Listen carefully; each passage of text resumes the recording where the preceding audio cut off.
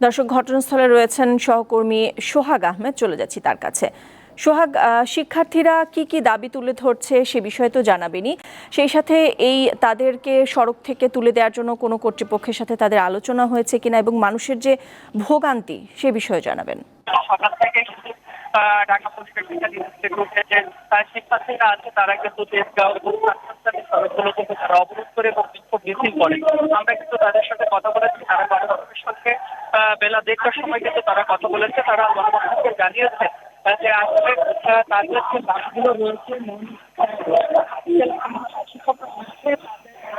তাদেরকে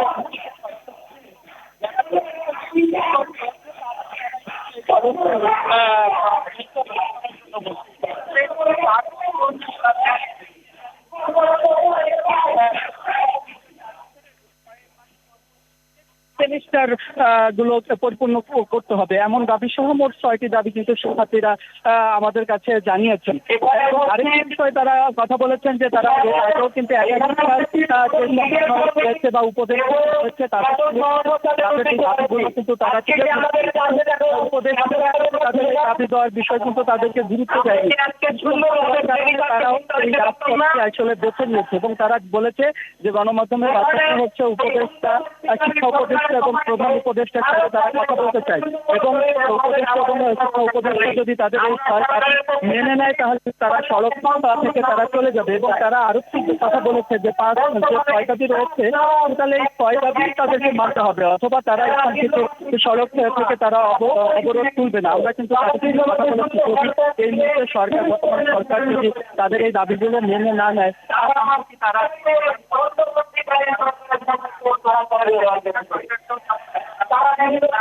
শেখ হাসিনা সরকারকেও যেমন আমরা রাস্তায় নেমে তাকে এই ক্ষমতা থেকে নামিয়েছি, আমরা শিক্ষার্থীরা আন্দোলন কিভাবে করতে হয় আমরা কিন্তু সেটি জানি।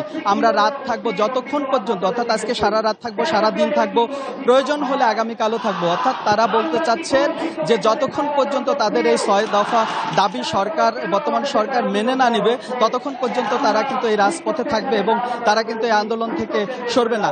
এই কারণে কিন্তু আপনি দেখবেন যে আসলে এই 7 রাস্তার যে চারপাশ রয়েছে, চারপাশ কিন্তু প্রচন্ডভাবে যানজটের সৃষ্টি হয়েছে এবং বেলা 11টা এখন